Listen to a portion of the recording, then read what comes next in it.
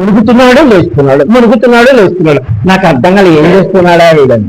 ఆ మునుగుతూ లేస్తూ అక్కడికి ఒకసేపు మునిగి ₹1 కాయిన్ దొరికి, అంటే లోపలికి వెళ్ళి గంగమ్మ లోపలికి వెళ్ళి కాసేపు అటు ఇటు దేవులాడి ₹1 కాయిన్ తెచ్చుకుంటున్నాడు, మళ్ళా లేస్తున్నాడు.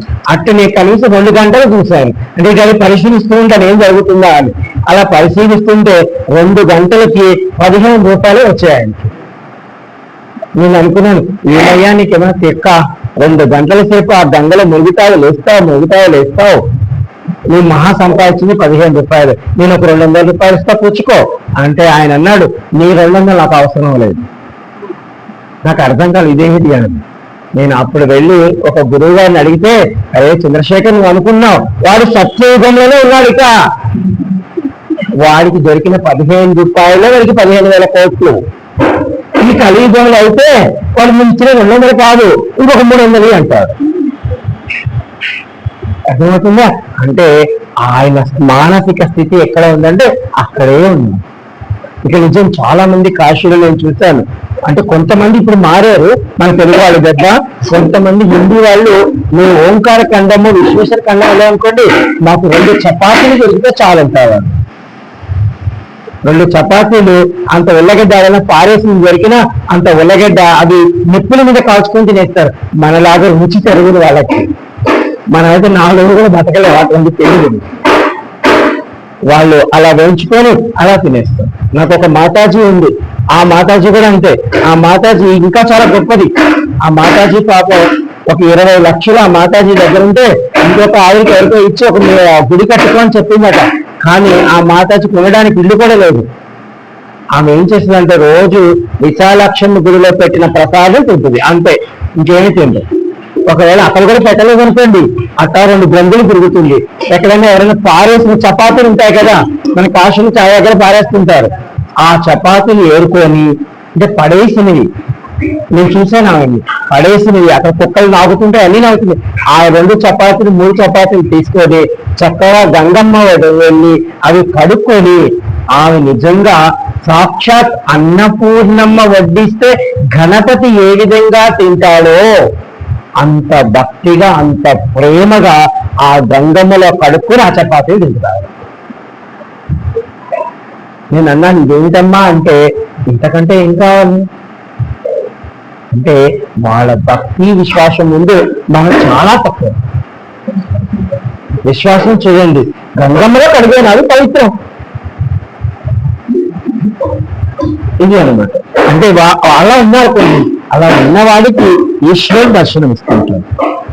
ఇలా ప్రతిరోజు పూర్తి సమయము కాశీలోని సమస్తాన్ని చూస్తూ ఇలా ఆనందపడుతూ 1 సంవత్సరం రోజులు ఈ శివశర్మ కాశీ యందు ఉన్నటువంటి 47,000 కోట్ల శివలింగాలలో కనీసము ఎన్నో శివలింగాలను చూశారు. ఎన్నో శివలింగాలను, ఎన్నో తీర్థాలను ఆయన చూశాడు. అప్పుడు ఆయన అనుకోని ఉండాడు, రేపు భవిష్యత్తులో నాది ఒక లింగం అవుతుంది ఇక్కడ, నేను ఒక లింగాన్ని అవుతాను ఇక్కడ, రేపు నన్ను వచ్చి పూజ చేస్తారు ఇక్కడ అని ఆ శివశర్మ ఆ రోజు అనుకొని ఉంటాడు.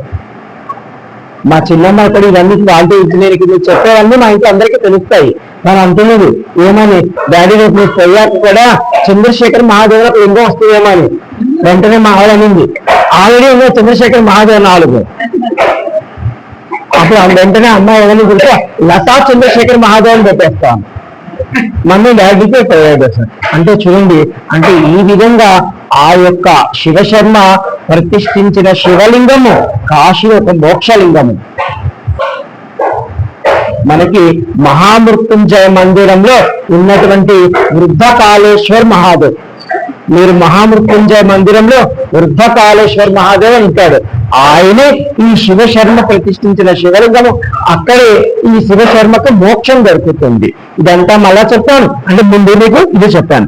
ఇలా ప్రతిరోజు కాశీలో ఆయన తిరిగాడు. అలా తిరిగి ఆయనే అనుకుంటున్నాడు, కాశీలో నువ్వు గింజ కింద పడితే లేదా నువ్వు గింజ పట్టనంత స్పేస్ కూడా లేదు, అంత ఖాళీ స్థలం కూడా లేదు ఇక్కడ.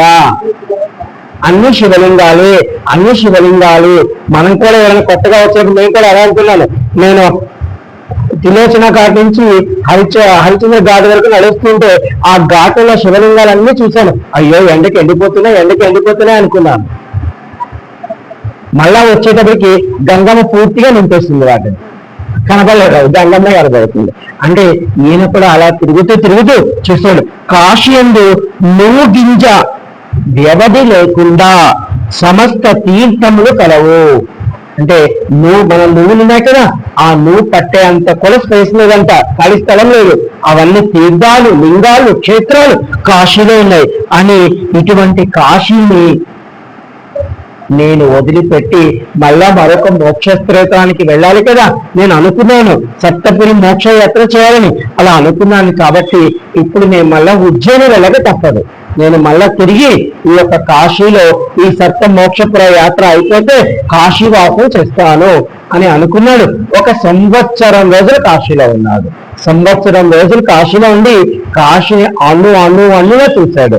ప్రతి దినము విశ్వనాథుని ఆరాధించాడు. విశ్వనాథుడు దర్శనం ఇచ్చాడు ఆయనకి. అదే ఈయన మళ్ళా ఈ శివశర్మ ఈ విధంగా కాశీలో, ఇప్పుడు ఆయన గురించి సూక్ష్మంగా చెప్పాను, అంటే కాశీలో ఆయనకున్న పరిచయం. అలాగే మళ్ళా 3వ సప్త మోక్షపురమైనటువంటి అంటే శివశర్మ చేశాడు 3వది ఉజ్జయినికి వెళ్ళాడు. ప్రస్తుతము కలియుగంలో ఈ యొక్క ఉజ్జయిని అంటే మన అవంతిక అప్పుడు అవంతిక, ఇప్పుడు ఉజ్జయిని అని పిలువబడుతుంది. ఈ ఉజ్జయినిలో ప్రతి 12 సంవత్సరాలకి అక్కడ కూడా పుష్కరాలు వస్తాయి. ఈ యొక్క ప్రధాన దైవము మహాకాళేశ్వర. ఆ ఉజ్జయిని మీ అందరికీ తెలిసిందే.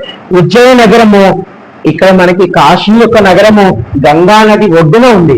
అక్కడ ఉజ్జయిని నది ఏ ఒడ్డున ఉందమ్మా?